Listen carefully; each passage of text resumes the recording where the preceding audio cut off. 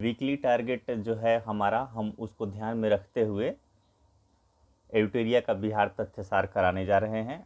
आपको पता है कि हमने 4 चीज़ों को जो है 4 टॉपिक्स को किया है, जिसमें से 2 बुक हैं। एक बिहार का जो है एडिटोरिया तथ्यसार, दूसरा हो जाएगा आपका 51 सेट्स एडिटोरिया कहीं आता है, बिहार वस्तुनिष्ठ जिसको बोलते हैं, तो दूसरा बुक हो जाएगा। तीसरा हमारा एक मैगजीन है, जनवरी का मंथली मैगजीन। और चौथा जो है मैंने एक टॉपिक उसमें चूज किया था, वो है 7 निश्चय 2। उसको जो है प्रॉपर एक्सप्लेनेशन के साथ हम देखेंगे।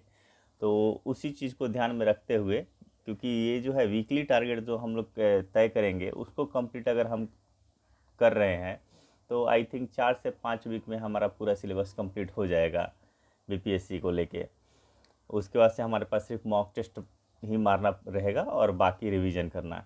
तो उसी को ध्यान में रखते हुए हम लोग स्टार्ट करते हैं। सामान्य परिचय। सामान्य परिचय में चैप्टर 1 है, यहाँ पे है। सामान्य परिचय में सबसे पहले देखेंगे नामांकन, यानी कि बिहार का नाम जो है बिहार कैसे पड़ा है, हम इसको देखेंगे 12वीं सदी में। और ध्यान रखेंगे ये पहला चैप्टर जो है सामान्य परिचय बहुत इजी है, कोई खास प्रॉब्लम नहीं है, लेकिन क्वेश्चन इससे ज़्यादा आते हैं। दूसरा हो जाएगा, इसके बाद से हम प्राचीन भारत भी स्टार्ट करेंगे अभी जस्ट। तो प्राचीन भारत और मध्यकालीन भारत, प्राचीन भारत पे भी ज़्यादा फोकस नहीं करना है, बस रीड कर दूंगा और थोड़ी बहुत चीज़ों को समझा दूंगा। हमें मेन फोकस करना है आधुनिक बिहार के इतिहास पे, ठीक है। नामांकन देखते हैं। 12वीं सदी में बौद्ध विहारों की बहुलता के कारण इस क्षेत्र का नाम बिहार पड़ा। बौद्ध अनुयायियों के निवास स्थल को विहार कहा जाता था। इसमें बौद्ध भिक्षुओं का प्रार्थना स्थल भी होता था। नालंदा महाविहार, ठीक है, विक्रमशिला महाविहार, उदंतपुरी महाविहार बिहार में स्थित प्रमुख विहार थे।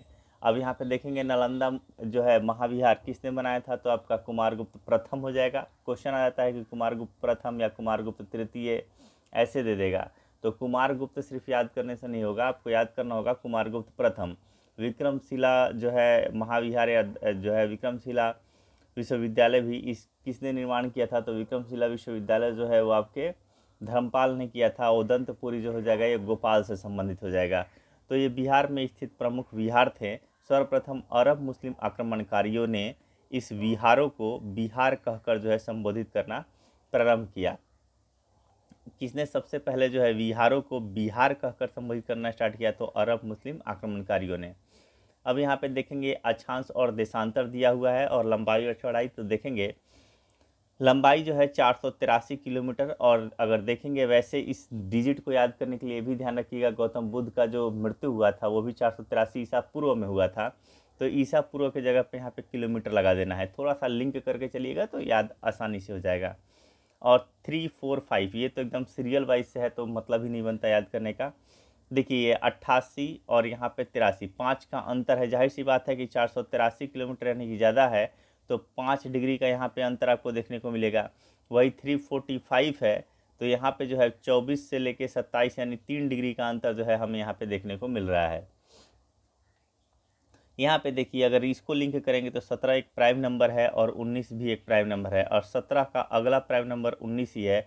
और 10 के पहाड़े में 40 आता है, और 40 के अगला पहाड़े में जो है 50 आता है। 10 के अगला पहाड़े में 10 चौका 40, 10 पंजे 50।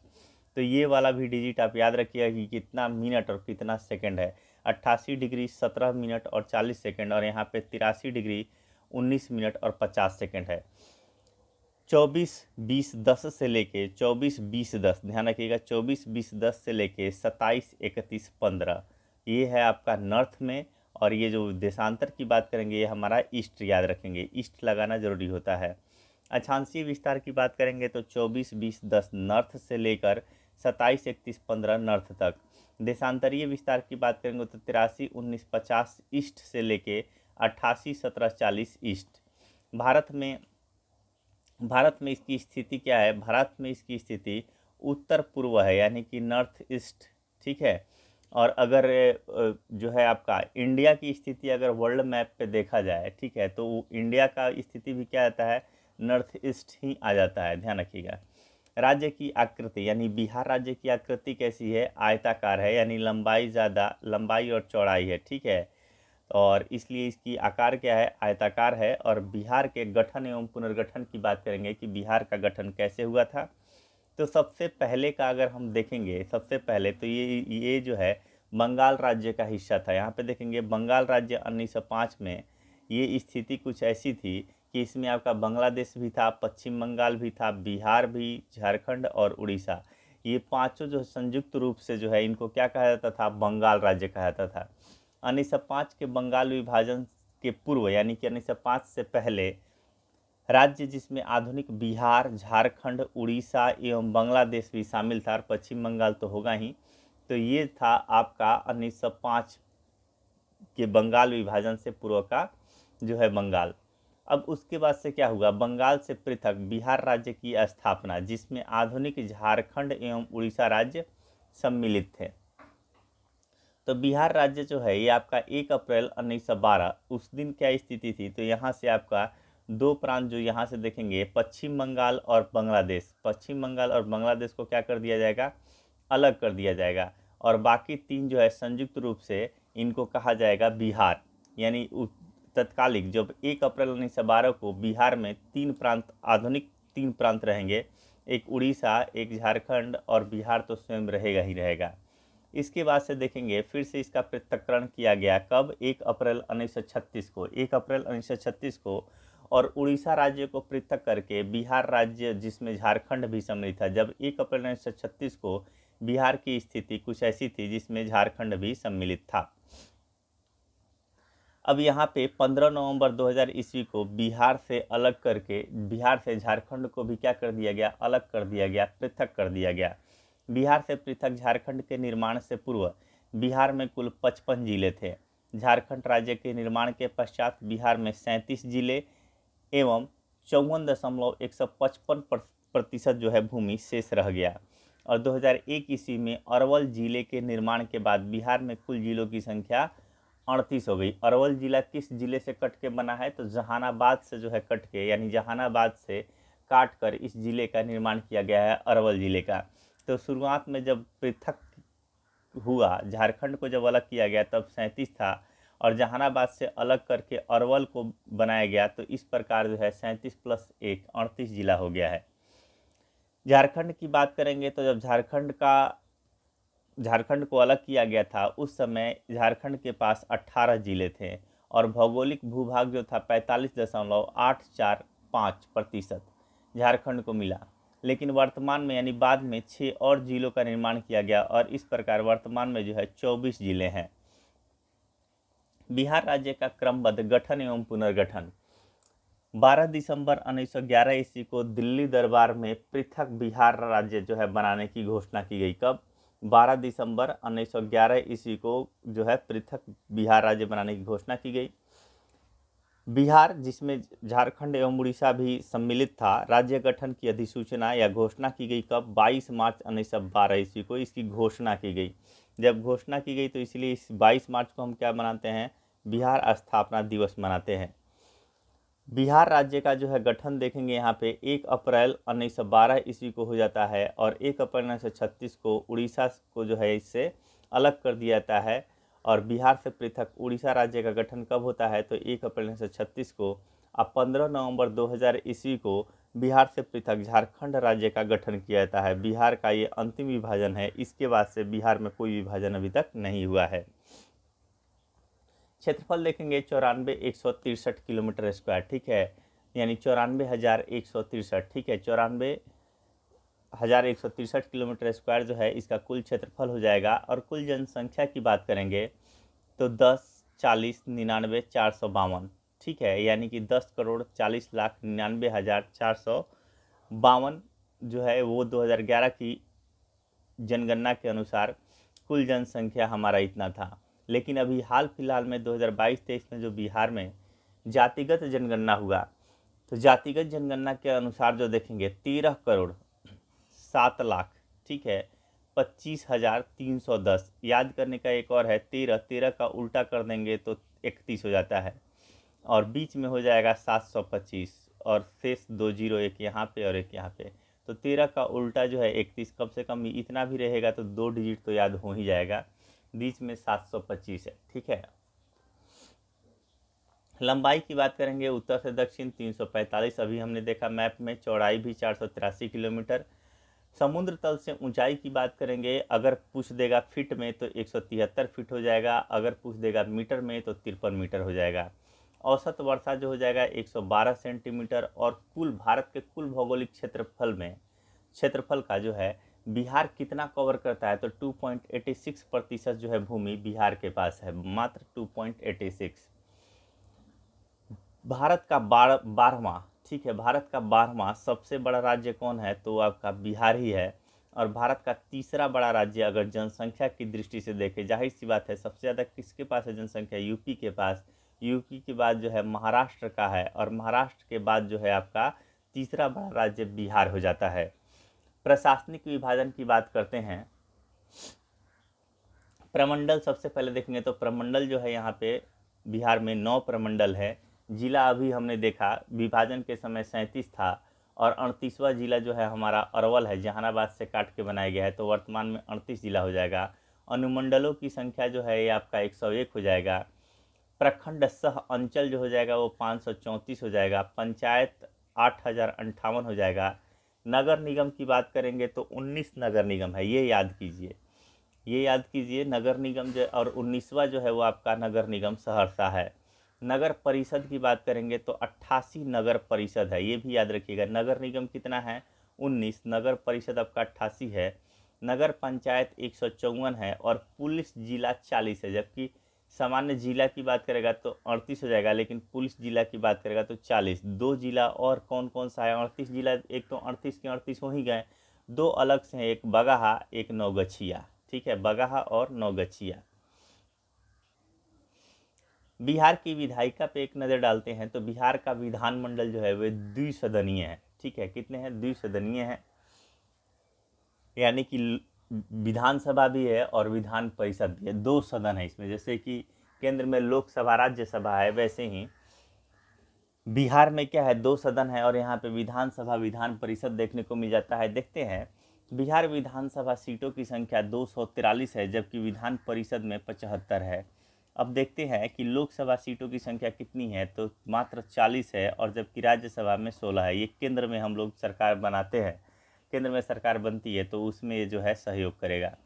बात करते हैं आपका जो है विधानसभा में कुल आरक्षित सीटों की संख्या, यानी विधानसभा जो 243 है, 243 में जो है रिजर्व्ड सीट कितनी है, तो ये 40 हैं। 40 में से 38 जो है वो आपका एससी के लिए है, और 2 सीट जो है वो आपका एसटी के लिए है। एसटी वाला सीट भी याद रखिएगा, वो 2 सीट का नाम है कटोरिया और मनिहारी, ठीक है, कटोरिया और मनिहारी। लोकसभा में अनुसूचित जाति हेतु जो है आरक्षित सीटें, तो यहाँ पे देखेंगे लोकसभा में कितना है, 40 है। 40 में से जो है रिजर्व्ड सीट कितनी है, तो 6 सीट रिजर्व्ड है। इसमें भी देखेंगे गोपालगंज, ठीक है, उत्तर बिहार में जाएंगे तो गोपालगंज के बाद जो है आप 2 डिस्ट्रिक्ट जो है छोड़ दीजिए, एक हो जाएगा आपका सारण और एक हो जाएगा सीवान। जैसे ही इन दोनों को छोड़ते हैं तो साथ में आ जाएगा आपका हाजीपुर और समस्तीपुर, ठीक है, तो गोपालगंज, हाजीपुर, समस्तीपुर। साउथ में आ जाएंगे तो गया और सासाराम, साथ में जमुई, जहाँ पे सबसे ज़्यादा जो है सोना मिलने की संभावना है, ठीक है। स्वर्ण भंडार के लोग जो है इससे रिलेटेड क्वेश्चन आ रहा है आज के डेट में जमुई से, तो ये याद रखिएगा, जमुई, गया और सासाराम। राज्य की सीमा या चौहद्दी की बात करते हैं, यहाँ से अक्सर क्वेश्चन पूछता है कि उत्तर में जो है, उत्तर में इसका क्या है, तो नेपाल है। दक्षिण में आप देखेंगे तो झारखंड है। आप पूरब में देखेंगे तो आपका पश्चिम बंगाल है, और अगर पश्चिम में देखेंगे तो उत्तर प्रदेश है। 2 जगह ऐसा है, एक झारखंड राज्य और एक उत्तर प्रदेश, जहाँ से 8 जिले जो है साझा करते हैं, और आपका नेपाल से 7 है और पश्चिम बंगाल से 3 है। तो जिलों को याद भी करना पड़ेगा। मैप से देखते हैं, मैप से याद कीजिएगा, ज़्यादा बेहतर तरीके से याद होगा। तो यहाँ पे देखेंगे नेपाल से 7 है, तो सबसे पहले पश्चिमी चंपारण, पूर्वी चंपारण, 2 तो ऐसे ही हो गया। सीतामढ़ी, ठीक है, सीतामढ़ी हो गया। मधुबनी हो गया, यहाँ पे मधुबनी। सुपौल, अररिया, किशनगंज जहाँ पे सबसे ज़्यादा जो है बारिश बिहार में देखा जाए तो यहीं पे होता है। अररिया की बात करेंगे, ठीक है, अररिया है, सुपौल है, मधुबनी है, सीतामढ़ी, पूर्वी चंपारण, पश्चिमी चंपारण। बात करते हैं उत्तर प्रदेश का, तो 4 जो है वो साउथ वाले से उठा लीजिएगा। रोहतास, ये वाला रोहतास वाला पार्ट नहीं, ये टच करता है, तो रोहतास हो जाएगा, कैमूर हो जाएगा, बक्सर हो जाएगा, और भोजपुर हो जाएगा। ठीक है, तो ये 4 नीचे से हो गए। ऊपर से देख लीजिए तो छपरा, सिवान, गोपालगंज, यानी कि सारण, सिवान, छपरा जो है जनरली जो है यानी कि ज़्यादा प्रचलित यही है, छपरा ही। तो छपरा यानी कि सारण, सिवान, गोपालगंज और साथ में एक आपका पश्चिमी चंपारण, तो टोटल हो गए 8। अब देखते हैं झारखंड से। अगर हम झारखंड की बात करते हैं तो झारखंड से भी 8 ज़िले जो हैं वो सीमा साझा करते हैं। तो सबसे पहले देखेंगे कि कैमूर नहीं करता है, क्योंकि बाउंड्री लगा देता है कौन, रोहतास। तो रोहतास झारखंड से करेगा, औरंगाबाद करेगा। ठीक है, कन्फ्यूजन कैमूर को लेके होता है, इसको निश्चिंत रहिए कि कैमूर जो है वो झारखंड से साझा नहीं करता है। रोहतास जो है वो उत्तर प्रदेश से सीमा साझा करता है। रोहतास झारखंड से भी करता है और उत्तर प्रदेश से भी करता है। औरंगाबाद हो गया, गया हो गया, नवादा हो गया। ठीक है, 4 हो गए। अब इधर देखते हैं, जमुई, बांका, भागलपुर, कटिहार। कटिहार याद रखिएगा, बाकी ये भागलपुर, बांका याद रहेगा ही रहेगा। अंग पुराना अंग जो रहेगा, जो आप देखेंगे महाजनपद, अंग महाजनपद, तो उसमें ये दोनों ज़िले जो है आ ही जाते हैं, भागलपुर, बांका। और यहाँ पे जो है आपका जमुई भी आपका जो स्वर्ण भंडार, तो यहाँ से जमुई, बांका, भागलपुर, कटिहार हो गया। बाकी गया, नवादा, औरंगाबाद और रोहतास, ये 4 ज़िले इधर हो जाएंगे। अब बात करते हैं पश्चिम बंगाल का, तो 3 चीज़ याद रखिएगा, किशनगंज, ठीक है, कटिहार और पूर्णिया। ठीक, किशनगंज, कटिहार और पूर्णिया, 2 क से है और इसके साथ ही पूरा हो जाता है पश्चिम बंगाल के जो है सीमा साझा करने वाले जिलों का नाम, एक कटिहार, एक किशनगंज और एक पूर्णिया। आगे देखते हैं। अब राजकीय चिन्ह, इसको ज़्यादा याद कराने की कोशिश इसलिए नहीं कर रहा हूँ क्योंकि आपको भी पता है कि ये सबको जनरली याद ही रहता है, तो ज़्यादा इसमें ट्रिक निकालने की क्या मतलब बनता है, कोई मतलब बनता नहीं है। राजकीय चिन्ह की बात करते हैं तो बोधि वृक्ष है। बोधि वृक्ष क्या है, इसे 2 स्वास्तिक चिन्हों के साथ, 2 स्वास्तिक चिन्हों से घिरा हुआ बोधि वृक्ष जो है वो हो जाएगा आपका राजकीय चिन्ह। राजकीय वृक्ष की बात करते हैं तो पीपल हो जाएगा, धार्मिक मान्यताओं के कारण जो है पीपल पड़ा हुआ है, ध्यान रखिएगा। और पीपल का संबंध जो है आपके बुद्ध से भी हो जाएगा, तो इसलिए भी याद रखिएगा। राजकीय पुष्प की बात करेंगे तो गेंदा हो जाएगा, 2013 में ये इसको घोषित किया गया है। देखिए 3 चीज़ें हैं, प से पुष्प, प से पशु, प से पक्षी, ये तीनों प वाला जो है ना, ये तीनों 2013 में जो है घोषित किया गया है। राजकीय पुष्प गेंदा को, राजकीय पशु बैल को और राजकीय पक्षी जो है वो आपके गौरैया को। इसके पहले वाले याद करने की ज़रूरत नहीं है। राजकीय मछली जो है वो मांगुर को 2008 में घोषित है। प्रथम राजकीय भाषा हिंदी और द्वितीय जो है आपका उर्दू हो जाएगा। बिहार का राजकीय गीत जो है वो है आपका मेरे भारत के कंठहार तुझको सत सत वंदन विहार। कन्फ्यूजन क्या होता है वही बता देते हैं। कन्फ्यूजन ये होता है कि बिहार का राजकीय गीत ये है या फिर ये है, तो आपको कंफर्म करने के लिए याद रखिए कि बिहार राज्य का प्रार्थना गीत क्या है, मेरे रफ्तार पर, मेरी रफ्तार पर सूरज की किरणें नाज करें। तो यहाँ पे आप हम जानते हैं कि स्कूल में प्रार्थना सुबह सुबह होता है सूरज की किरण के सामने जनरली, ठीक है। तो सूरज की किरण, इसलिए सूरज की किरण को प्रार्थना से लिंक कर देंगे और कंफर्म हो जाइए कि प्रार्थना गीत जो है वो मेरी रफ्तार पर सूरज की किरण नाज करे, यही है। और बिहार का राजकीय गीत जो है मेरे भारत के कंठहार तुझको सत सत वंदन विहार। गीतकार जो हो जाएंगे इसके सत्यनारायण हो जाएंगे, संगीतकार जो हो जाएंगे वो हरि प्रसाद चौरसिया और शिव कुमार शर्मा हो जाएंगे। मान्यता दी गई थी वर्ष 2012 ईस्वी में। अब आगे देखते हैं, यहाँ पे जो है प्रमंडल दिए हुए हैं, 9 प्रमंडल, 1 से लेकर 9 तक जितने 9 प्रमंडल हैं बिहार में वो 9 प्रमंडल दिए हुए हैं। और हर प्रमंडल में जो है जिलों की संख्या दी गई है कि किसमें कितने ज़िले हैं। मुख्यालय भी दिया गया है कि कौन सा मुख्यालय इसका, सारण का जैसे छपरा है, तिरहुत का मुजफ्फरपुर है। देखिए जिसका नाम सेम हुआ वो तो मतलब ही नहीं बनता, जैसे सारण का छपरा, सारण में ही है छपरा तो सारण का छपरा हो गया। तिरहुत किसी ज़िले का नाम नहीं है तो इसका याद करना पड़ेगा। बाकी दरभंगा का दरभंगा, पूर्णिया का पूर्णिया, पटना का पटना, मगध किसी ज़िले का नाम नहीं है तो मगध का हो जाएगा गया।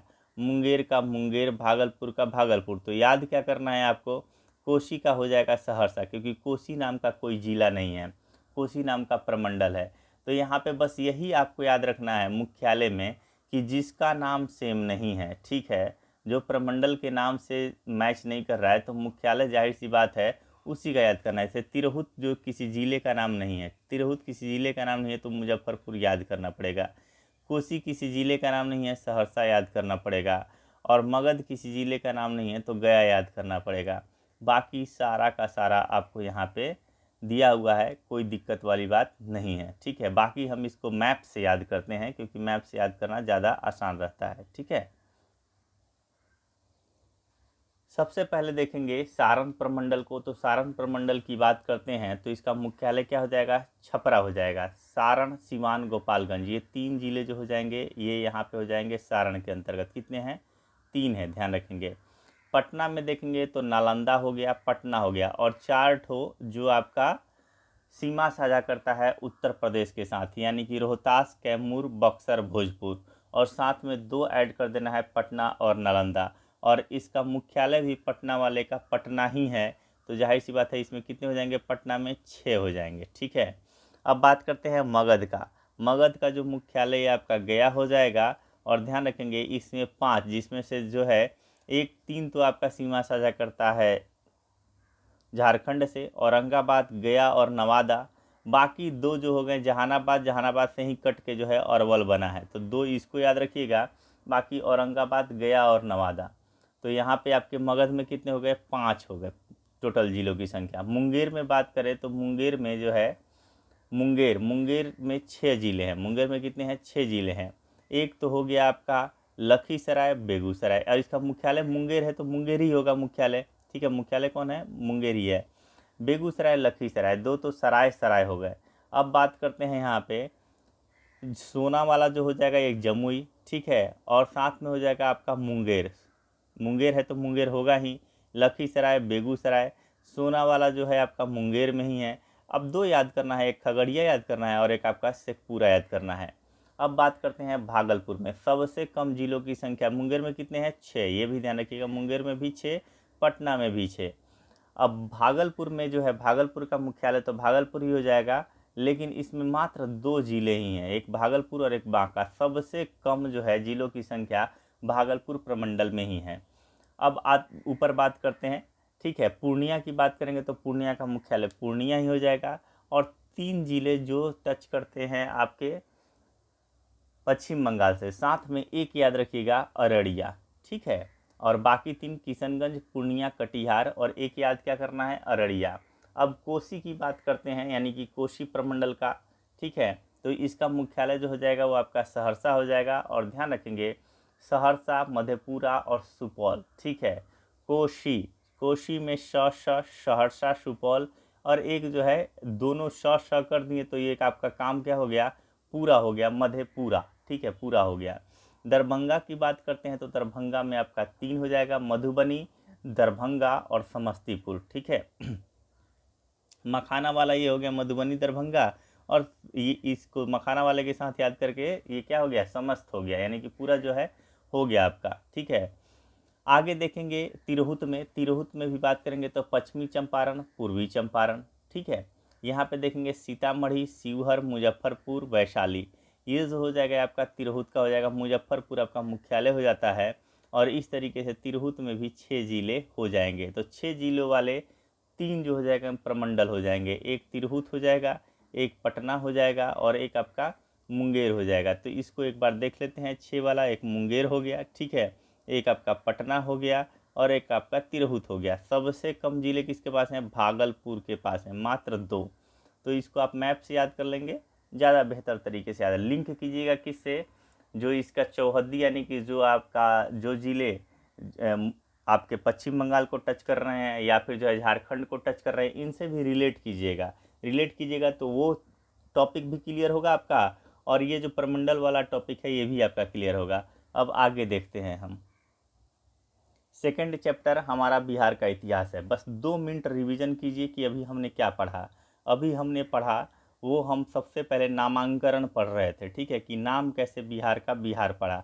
फिर हमने क्या किया, लंबाई चौड़ाई देखा, इसका जो है देशांतर और अक्षांश देखा कि कितना है।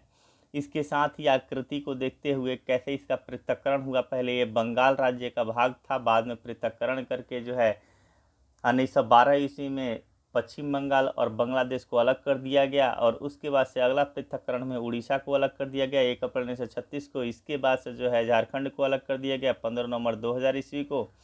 और इसके बाद से जो है हम इसका क्षेत्रफल वगैरह सब देख लिए। और जनसंख्या में करंट वाला ज़रूर याद रखिएगा, जातिगत जनगणना में ये वाला, यानी 13,07,25,331, ठीक है। और याद रखिएगा इसके साथ ही जो है प्रमंडल हमने देख लिया, प्रमंडल के साथ ही बिहार की विधायिका, और विधायिका को देखने के साथ ही हमने जो है इसकी चौहद्दी जहाँ से क्वेश्चंस आते हैं, और साथ में जो है आपका राजकीय चिन्ह वगैरह देखने के साथ राजकीय गीत, प्रार्थना गीत, और यहाँ पे जो है बिहार के प्रमंडल को देखने के साथ ही अब हम आगे आते हैं, बिहार के इतिहास को देखते हैं। बिहार के इतिहास हो या इंडिया के इतिहास हो, 3 भागों में बांटा गया है। प्राचीन भारत का इतिहास, मध्यकालीन भारत का इतिहास और आधुनिक। वैसे ही प्राचीन बिहार का इतिहास, मध्यकालीन बिहार का इतिहास और आधुनिक बिहार का इतिहास। तो सबसे पहले हम देखेंगे प्राचीन बिहार का इतिहास। प्राचीन बिहार के इतिहास को जब हम देखेंगे तो इसको इस बुक में पाषाण काल, वैदिक काल, महाजनपद काल, बौद्ध एवं जैन धर्म, मौर्य वंश एवं गुप्त वंश, इन 5 मुख्य हैं, ये 5 टॉपिक इसमें बांटा गया है। और प्रश्न भी यहाँ से ज़्यादा आते हैं, तो ध्यान रखिएगा कि प्राचीन बिहार के इतिहास में ज़्यादा जोड़ देने की ज़रूरत है नहीं, क्योंकि हम यहाँ भी पढ़ेंगे, लूसेंट ऑब्जेक्टिव करेंगे वहाँ भी पढ़ेंगे, ठीक है। और सेम चीज़ें हैं, कुछ अलग नहीं है दोनों में। और अगर हम लूसेंट का सब्जेक्टिव पढ़ रहे हैं, यानी कि इंडिया का प्राचीन भारत का इतिहास देखते हैं और प्राचीन बिहार का इतिहास, तो लगभग सेम ही है, ठीक है, लगभग सेम है। थोड़ा बहुत अंतर रहेगा, थोड़ा बहुत एक्स्ट्रा उसमें करना पड़ेगा। बाकी जो बिहार में है वो तो पूरा करना ही होता है उसमें भी, क्योंकि गढ़ जो केंद्र रहा है प्राचीन भारत के विकास का, वो आपका बिहार ही रहा है।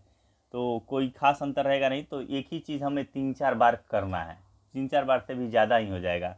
तो रटवाने की कोशिश ऑलरेडी आप लोग इसको कर चुके होंगे, तो हम बस इसको पढ़ के निकलते हैं। प्राचीन बिहार के इतिहास के स्रोत की बात करेंगे तो प्राचीन बिहार के इतिहास को जानने के लिए 2 प्रकार के स्रोतों का जो है उपयोग किया गया है, एक पुरातात्विक, एक साहित्यिक। यानी जाहिर सी बात है, एक आपका उत्खनन जो आप खोदे वगैरह हैं, ठीक है, कुदाल लेके खोदे हैं या फिर खुदाई जो हुई है उससे प्राप्त हुआ है, और दूसरा साहित्यिक, यानी कि चाहे वो अपने देश के इतिहासकारों द्वारा लिखा गया हो या फिर विदेशियों का यात्रा वृत्तांत हो या फिर विदेशियों के द्वारा लिखा गया हो, उसी से हमें बिहार के बारे में जानकारी प्राप्त होती है। पुरातात्विक स्रोत में क्या क्या देखेंगे, तो ऐसी पूर्व ऐतिहासिक युग के लिए मुंगेर, चिरांद जो आपका सारण में है, चेचर जो वैशाली में है, मनेर जो आपका पटना में है, एवं सोनपुर जो आपका सारण में है, से ताम्र प्रस्तर वस्तुएं एवं मृदभांड प्राप्त हुए हैं। मौर्यकालीन अभिलेख से भी हमें बिहार के बारे में जानकारी मिलती है। कौन कौन से? लौरिया नंदनगढ़, लौरिया अरेराज और रामपुरवा आदि स्थानों से भी प्राप्त हुए हैं, ठीक है। बराबर की गुफाएं हो गया, राजगीर हो गया, नालंदा, पाटलिपुत्र, विक्रमशिला से भी प्राप्त स्मारक से हमें बिहार के बारे में जानकारी प्राप्त होती है। और खुदाई से जो सिक्के प्राप्त हुए हैं, मनके एवं मूर्ति आदि प्रमुख पुरातात्विक स्रोत हैं। साहित्यिक स्रोत की बात करते हैं तो रामायण जैसे हो गया, महाभारत, पुराण, इन सब में जो है बिहार की चर्चा की गई है। बौद्ध रचनाएं की बात कर लेते हैं तो अंगुतर निकाय में बिहार की रचना है, दीर्घ निकाय, विनय पिटक। जैन अगर रचनाएं की बात करते हैं तो भगवती सूत्र में भी जो है आपको देखने को मिलता है बिहार के बारे में। इसके अतिरिक्त यात्रियों के विवरण, जैसे मेगस्नी ने इंडिका में बिहार की चर्चा की है, फाहियान ने किया है, इत्सिंग ने, हेनसांग ने, सब ने जो है बिहार के बारे में लिखा है। कौटिल्य के अर्थशास्त्र एवं स्थानीय लेखकों के विवरण से प्राचीन बिहार के इतिहास की विस्तृत जानकारी हमें मिलती है। पाषाण काल की अब बात करते हैं, यानी कि ये हमें पता चल गया कि हमें जो 2 जगहों से प्राचीन बिहार के इतिहास के बारे में हम 2 जगह से पढ़ेंगे, एक पुरातात्विक और एक साहित्यिक। पुरातात्विक के कौन कौन से स्रोत हैं, मोटे जो है तौर पे इसमें बता दिया गया है। साहित्यिक स्रोत जो है कौन कौन से हैं, मोटे तौर पे यहाँ पे दे दिया गया है, 2-4 चीज़ें। अब हम एक्सप्लेनेशन के साथ इसको देखते हैं आगे। सबसे पहले हम इंडिया भी पढ़ेंगे, उसमें भी पाषाण काल देखेंगे, बिहार के भी संदर्भ में हम पाषाण काल देखने जा रहे हैं। प्रागैतिहासिक काल में मानव द्वारा पाषाण यानी कि पत्थर का प्रयोग शिकार के लिए किया जाता था। पाषाण का प्रयोग करने वाले काल को पाषाण काल के रूप में या प्रागैतिहासिक काल के रूप में जाना जाता है। पाषाण काल को पत्थरों के प्रयोग एवं मानव विकास के आधार पर 3 भागों में विभाजित किया गया है। कितने भागों में? 3 भागों में। सिर्फ पाषाण काल को ही 3 भागों में विभाजित किया गया है। पहला है आपका पूरा पाषाण काल, दूसरा है मध्य पाषाण काल और तीसरा है नव पाषाण काल। क्वेश्चन क्या आता है बिहार में वो ध्यान रखिए कि पूरा पाषाण काल से संबंधित कौन सा स्थल है और 4 गो जिला का नाम दे देगा, या फिर कौन सा जिला नहीं है वो नाम दे देगा। तो एक मोटे मोटे तौर पे आप एक आइडिया ले लीजिए इससे कि मुंगेर नालंदा यानी दक्षिण बिहार का जो स्थल रहेगा दक्षिण बिहार में, वो भी गंगा से जो दूर आपका जो है झारखंड से जो सटे हुए ज़िले हैं, ठीक है, या फिर थोड़ा सा जो पहाड़ी इलाका है, वो जो है आपका पूरा पाषाण काल से संबंधित हो जाएगा। और जब आप नॉर्थ में आएंगे तो जो आपका एक तरीके से जहाँ पे कृषि अभी के डेट में यानी कि मैदानी क्षेत्र में जब आप आएंगे तो वो जो है आपका नव पाषाण काल से संबंधित हो जाएगा।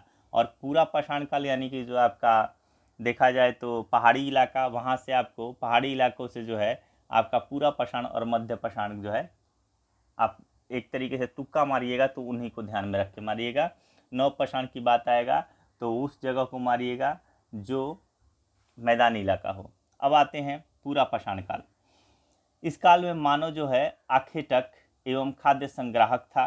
दक्षिण बिहार में मुंगेर एवं नालंदा से बड़े एवं खुरदुरे पत्थर के कुल्हाड़ी, चाकू, खुरपी आदि प्राप्त हुए हैं। ये अवशेष 1 लाख ईसा पूर्व के हैं, ठीक है।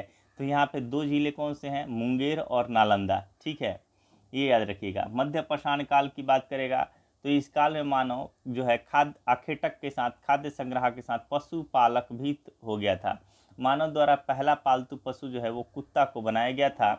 और दक्षिण बिहार में मुंगेर से छोटे आकार के तेज धार वाले औजार प्राप्त हुए हैं। ये अवशेष लगभग 40,000 से लेकर 10,000 ईसा पूर्व के हैं। नव पाषाण काल देखिए दोनों में क्या है, मुंगेर और यहाँ पे मुंगेर नालंदा कहीं कहीं गया भी दे देता है, ठीक है। तो ये नीचे वाला जो है औरंगाबाद, इन सब जगहों को जो है ध्यान रखिएगा। नव पाषाण काल में देखिए, नव पाषाण काल में क्या रहा है, तो इस काल में मानव खाद्य उत्पादक हो गया। अभी खाद्य संग्राहक था अभी तक, अब खाद्य उत्पादक हो गया, यानी कि कृषि करना स्टार्ट कर दिया है अब। और जब कृषि करना स्टार्ट कर दिया यानी कि मानव बस्ती, क्योंकि कृषि कहीं भी होगी तो उसको जो है देख रेख करने के लिए आपको रहना पड़ेगा वहाँ पे, तो एक बस्ती का निर्माण भी करना पड़ेगा, यानी कि मानव बस्तियों में निवास करने लगा था, ठीक है। मानव जो है वो बस्तियों में निवास करने लगा था। नव पाषाण काल के अवशेष बिहार के मैदानी भागों से प्राप्त होते हैं। कहाँ से? मैदानी भागों से। चिरांद हो गया, जैसे कि अब देखिए इधर गंगा के किनारे, ठीक है, या फिर नदियों के किनारे। चेचर हो गया वैशाली, मनेर हो गया पटना, सनुआर हो गया रोहतास से पत्थर एवं हड्डियों के जो है औजार प्राप्त हुए हैं। कैमूर की पहाड़ियों, नवादा और जमुई से गुफा चित्र मिला है। ध्यान रखेंगे यहाँ से कि जो कैमूर की पहाड़ियाँ हैं, नवादा हो गया, जमुई हो गया, यहाँ से क्या मिले हैं? गुफा चित्र मिले हैं।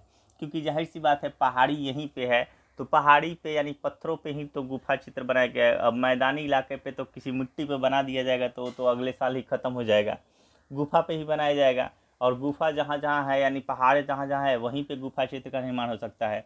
ये अवशेष 2500 ईसा पूर्व के हैं।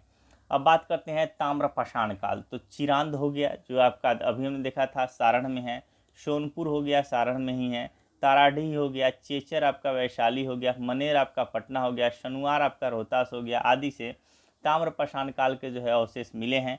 इस काल में पत्थर के औजार के अतिरिक्त, जो पत्थर के औजार हैं इसके अतिरिक्त तांबा का जो उपयोग के प्रमाण भी आपको देखने को मिलता है। ये अवशेष 1000 ईसा पूर्व के हैं। कितने हैं? 1000 ईसा पूर्व के। वैदिक काल की बात करते हैं तो आर्यों द्वारा स्थापित सभ्यता को जो है, जो आर्यों ने स्थापित किया था उसको वैदिक सभ्यता कहा गया है, क्योंकि इस सभ्यता का इतिहास वेदों पर आधारित है। किस पर आधारित है? वेदों पे। वैदिक सभ्यता को 2 वर्गों में विभाजित किया गया है। एक है पूर्व वैदिक युग जो 1500 ईसा पूर्व से लेके 1000 ईसा पूर्व का काल होगा, वैदिक काल। दूसरा है उत्तर वैदिक काल, यानी कि 1000 ईसा पूर्व से लेके 600 ईसा पूर्व। पूर्व वैदिक या फिर ऋग्वैदिक भी इसको कहते हैं। सभ्यता का विस्तार जो है बिहार क्षेत्र में नहीं था, यानी पूर्व वैदिक काल का विस्तार जो है ये बिहार क्षेत्र में नहीं था, ध्यान रखेंगे। लेकिन उत्तर वैदिक काल में आर्यों का विस्तार गंडक नदी के तट तक बिहार के क्षेत्र में हुआ, यानी गंडक नदी तक के तट तक जो है ये आ गए थे। बिहार के भौगोलिक क्षेत्र की चर्चा सर्वप्रथम कहाँ हुई है? इसके भौगोलिक क्षेत्र की जो है चर्चा शतपथ ब्राह्मण में, जो लगभग 800 ईसा पूर्व की रचना है शतपथ ब्राह्मण, वहाँ पे मिलती है। इसमें बिहार की चर्चा विदेह के रूप में की गई है। किस रूप में? विदेह के रूप में की गई है, जो तिरहुत मिथिला क्षेत्र को दर्शाता है। यानी सबसे पहली चर्चा शतपथ ब्राह्मण में की गई है, उसमें भी जो है बिहार की चर्चा विदेह के रूप में की गई है। यानी बिहार शब्द नहीं आया है, वहाँ पे विदेह शब्द आया है, और विदेह का मतलब तिरहुत और मिथिला। ठीक है, यानी अभी वर्तमान का जो तिरहुत और मिथिला का क्षेत्र जो है वो जो है जो पूर्वकालिक जो विदेह था उससे जो है संबंधित करके बताया गया है। ऋग्वेद में बिहार को कीकट एवं व्रात्य शब्द से संबोधित किया गया है। यानी कि ऋग्वेद में अगर कहीं बिहार को संबोधित करना हो तो किस शब्द का प्रयोग किया गया है? कीकट या फिर व्रात्य। वराह पुराण में ध्यान रखिएगा, ये एक अलग से दिया गया है। वराह पुराण में कीकट को अपवित्र प्रदेश कहा गया है। अब क्वेश्चन ये सब कीकट, वरात्य, विदेह, तिरहुत, मिथिला, गंडक, शतपथ ब्राह्मण सब जगह है, लेकिन अगर पूछ देगा कि वराह, किसी पार्टिकुलर क्वेश्चन में अगर ये चीज़ डाल दिया कि वराह पुराण में जो है बिहार को क्या कहा गया है, तो ये जो है अपवित्र प्रदेश कहा गया है, क्योंकि कीकट को अपवित्र प्रदेश और कीकट कहा गया है बिहार को, तो इसलिए वराह पुराण में क्या कहा गया है? अपवित्र प्रदेश। अब बात करते हैं महाजनपद काल। ठीक है, महाजनपद काल प्रारंभ में छोटे छोटे कबीले राजनीतिक केंद्र होते थे। ठीक है, कबीलों का आकार में वृद्धि होने के कारण राजनीतिक उत्थान हुआ, जिससे कबीलों का जो है विस्तार जन के रूप में और उसके बाद जनपद के रूप में तथा अंत में जो है महाजनपदों के रूप में हुआ। इन महाजनपदों का विस्तार जो है उत्तर भारत, पश्चिम भारत एवं मध्य भारत में था। दक्षिण भारत में एकमात्र महाजनपद का प्रमाण मिलता है। ये महाजनपद ही भारत की राजनीतिक उत्थान का केंद्र बिंदु बना। अब आप बात करते हैं, ये तो छोटी मोटी बातें हो गई, अब मेन बात करते हैं यहाँ से जहाँ से क्वेश्चन उठता है। आइए देखते हैं। तो दक्षिण भारत का एकमात्र महाजनपद जो है अशमक, इसको याद रखिएगा, क्या है? अशमक। अशमक को अभी हम देखेंगे नीचे। बाकी क्वेश्चन जो है यहाँ से आता है, 6ठी शताब्दी ईसा पूर्व में बौद्ध ग्रंथ, ऐसा कौन सा बौद्ध ग्रंथ है जिसमें 16 महाजनपदों का उल्लेख है? तो आपका अंगुत्तर निकाय हो जाएगा। कौन सा? अंगुत्तर निकाय। और जैन धर्म का ऐसा कौन सा जो है ग्रंथ है जिसमें आपका 16 महाजनपदों का जो है उल्लेख मिलता है? तो हो जाएगा भगवती सूत्र। ठीक है, जैन ग्रंथ के संदर्भ में भगवती सूत्र, बौद्ध ग्रंथ के संदर्भ में अंगुत्तर निकाय।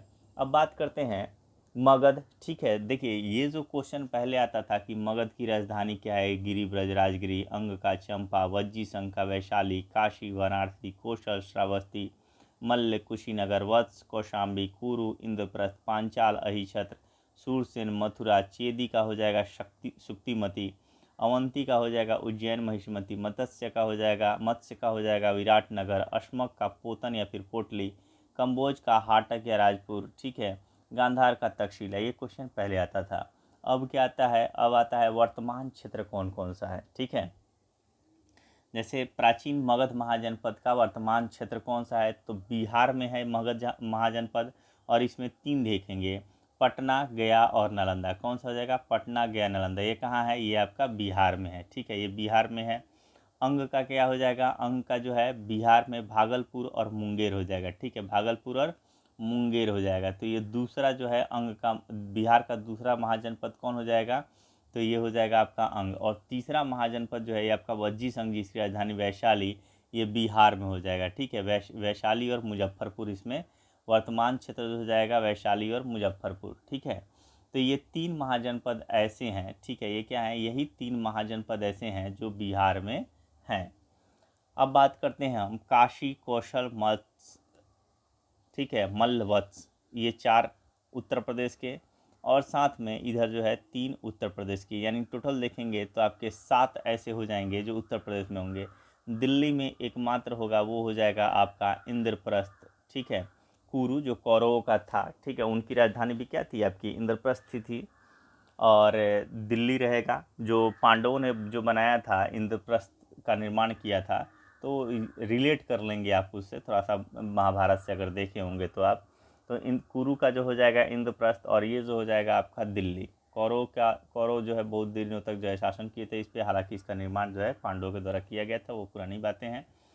तो इंद्रप्रस्थ का हम लोग याद रखेंगे कि ये वर्तमान जो है दिल्ली क्षेत्र में जो है पड़ता था। लेकिन अब 7 याद करते हैं हम, कौन सा, ये यूपी वाला। तो काशी का जो हो जाएगा, आज भी काशी वाराणसी, ठीक है, वाराणसी ही है आज भी, वाराणसी का वाराणसी ही है अभी, उत्तर प्रदेश वाराणसी। कौशल की बात करें तो श्रावस्ती, और उत्तर प्रदेश का ये कौन सा इलाका है, फैजाबाद है। मल्ल की बात करेंगे तो ये कुशीनगर, उत्तर प्रदेश का देवरिया आ जाएगा मल्ल। वत्स का हो जाएगा आपका कौशाम्बी, उत्तर प्रदेश का प्रयागराज आ जाएगा। अगर पंचाल की बात करें तो उत्तर प्रदेश का बरेली और बदायूं हो जाएगा पंचाल में। और सुरसेन का हो जाएगा मथुरा, ठीक है, और मथुरा ही है अभी। चेदी का हो जाएगा शुक्तिमती, और ग्वालियर हो जाएगा ये आपका। ध्यान रखेंगे अवंती, अब मध्य प्रदेश में आपका दो चीज़, एक तो चेदी भी देख थोड़ा बहुत क्षेत्र आ जाता है। अवंती की बात करेंगे तो मध्य प्रदेश उज्जैन आ जाएगा। मत्स्य की बात करेंगे तो राजस्थान जयपुर वाला पार्ट आ जाएगा। अश्मक पोटन पोटली महाराष्ट्र, मुख्यतः तेलंगाना का भी कुछ पार्ट, यानी दक्षिण भारत का एकमात्र महाजनपद। कम्बोज की बात करेंगे तो हाटक या राजपुर इसकी राजधानी हो जाएगी। पश्चिमी पाकिस्तान एवं पूर्वी अफगानिस्तान हो जाएगा, पश्चिमी पाकिस्तान एवं पूर्वी अफगानिस्तान। गंधार की बात में भी वही है, पश्चिमी पाकिस्तान एवं पूर्वी अफगानिस्तान। 16 महाजन, तो अभी इसमें याद क्या करना है, आप जो है फोकस कीजिएगा वर्तमान क्षेत्र पे, ध्यान रखेंगे वर्तमान क्षेत्र पे फोकस करेंगे। 16 महाजनपद में से 3 महाजनपद का विस्तार क्षेत्र जो है बिहार में था, जैसा कि पहले ही हम लोग पढ़े थे, ठीक है, मगध, अंग और वज्जी संघ, यानी वज्जी संघ, लिच्छवी, ठीक है, वज्जी शुरू का 3 यही था। वज्जी संघ जिसकी राजधानी वैशाली थी, अंग चंपा, और मगध राजगिरी गिरिब्रज, ठीक है, और यही 3 यहाँ पे आपको देखने को मिलेगा। वज्जी लिच्छवी जिसकी राजधानी वैशाली हो जाएगा, मगध जो हो जाएगा, ठीक है, पाट जो है राजगिरी या गिरिब्रज, और अंग का जो हो जाएगा ये आपका चंपा हो जाएगा, ठीक है, अंग का चंपा हो जाएगा।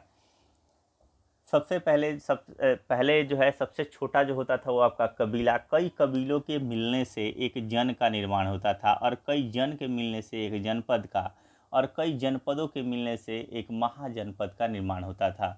तो वज्जी संघ महाजनपद की बात करेंगे तो वज्जी संघ 8 राज्यों का संघ यानी अष्टकुल था। इसमें अष्टकुल में कौन कौन से हो जाएंगे, वज्जी आ जाएगा, लिच्छवी आ जाएगा, ज्ञात्रिक, विदेह, उग्र, भोग, कुरु तथा इक्ष्वाकु। इस संघ के 8 जनपद थे। देखिए ये कितने, 8 जनपद मिलके एक महाजनपद वज्जी संघ का निर्माण करेंगे, यही बात है। वज्जी संघ में सबसे प्रसिद्ध जो था वो आपका लिच्छवी जनपद था। लिच्छवी की राजधानी वैशाली थी, और वैशाली नगर की स्थापना राजा विशाल ने की थी। वैशाली नगर की स्थापना किसने किया था, राजा विशाल ने किया था।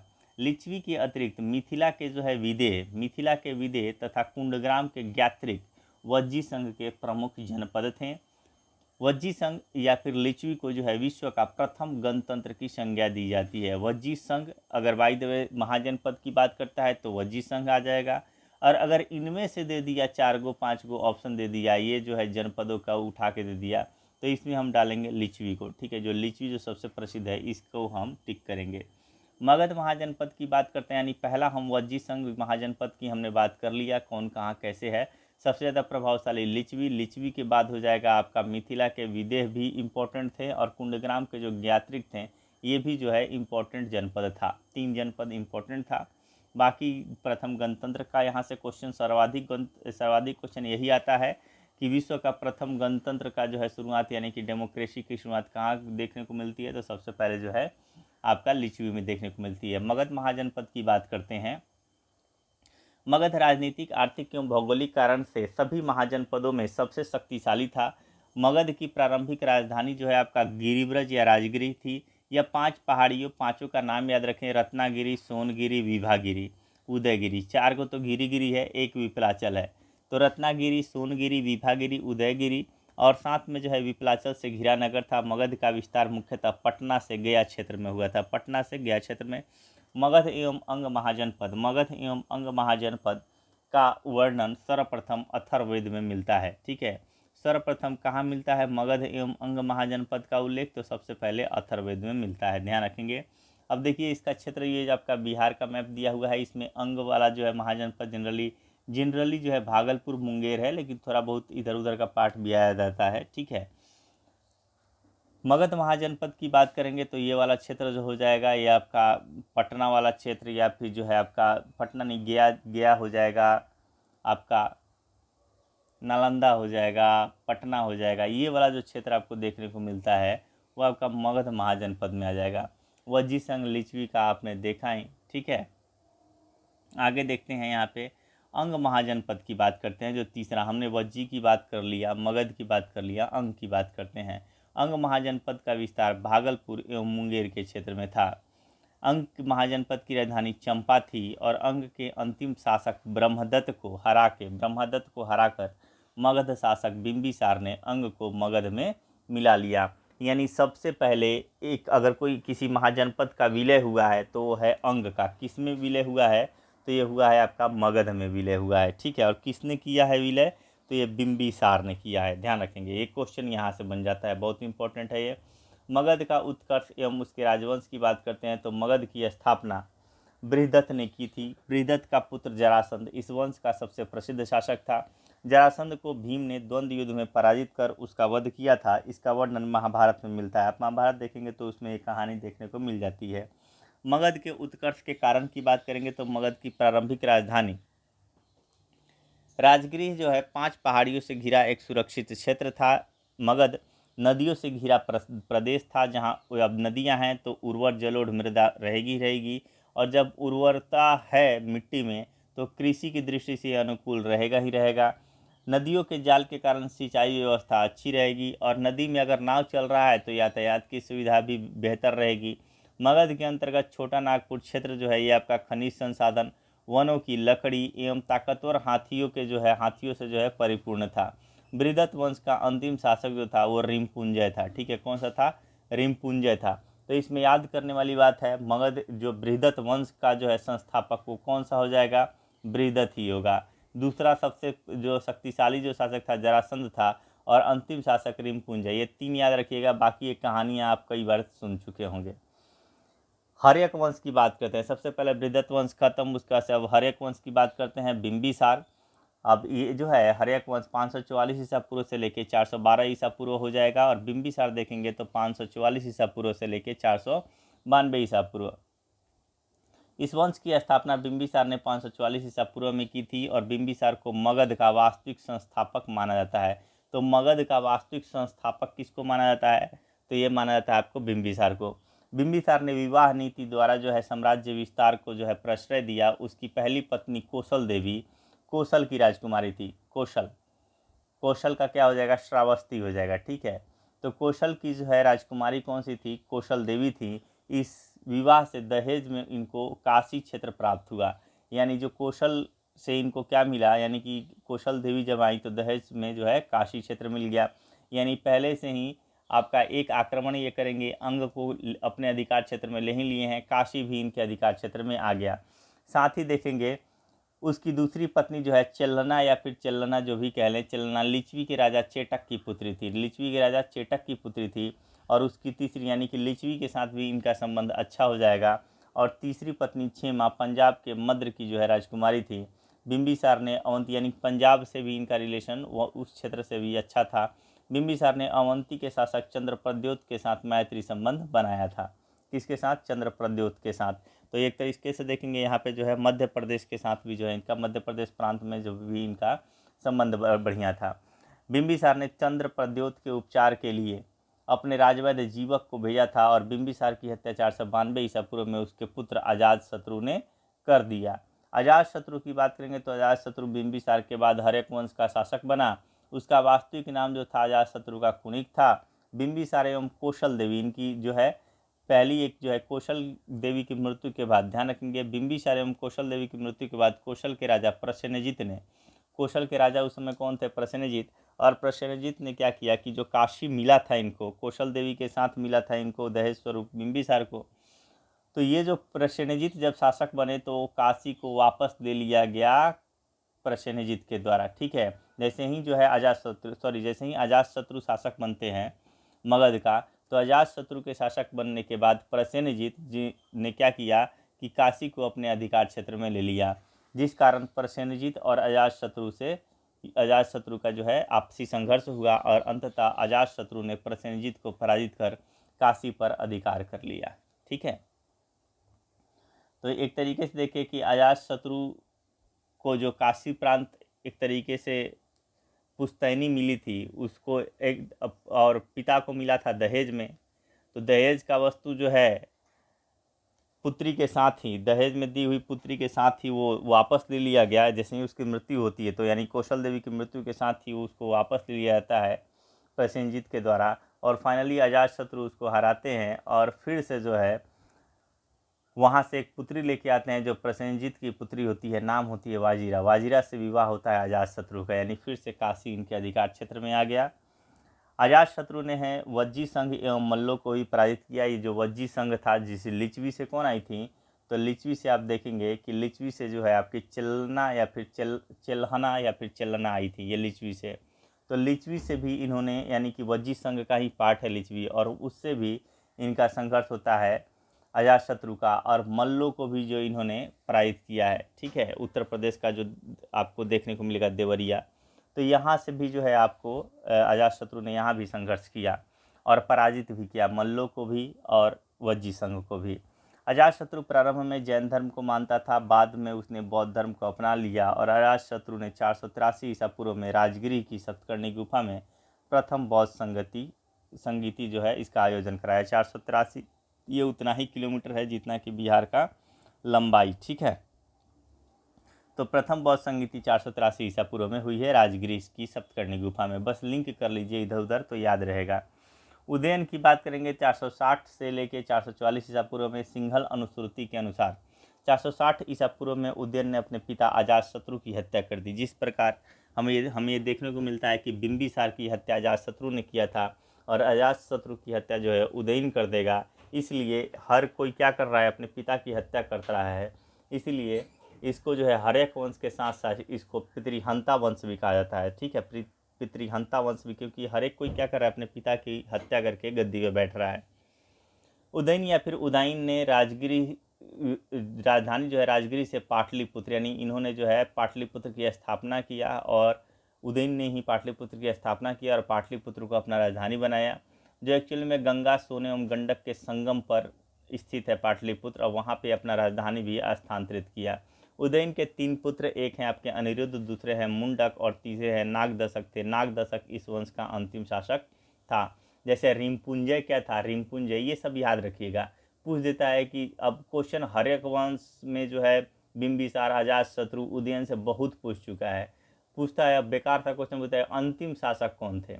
अब बोल देगा कि जो है बृहदत्त वंश का अंतिम शासक कौन है, तो बहुत कम लोग हैं जो इसके आंसर रिमपुंजय दे सकते हैं। ठीक है, बृहदत्त वंश के अंतिम शासक रिमपुंजय का आंसर, रिमपुंजय आंसर बहुत कम लोग दे पाएंगे, तो अंतिम पे ज़रा ध्यान दीजिएगा। नागदशक जो है वो हर्यक वंश के अंतिम शासक हो जाएंगे। अब बात करते हैं, हर्यक वंश को पितृहंता वंश भी कहा जाता है। और शिशुनाग वंश की बात करते हैं 412 से लेकर 344 ईसा पूर्व।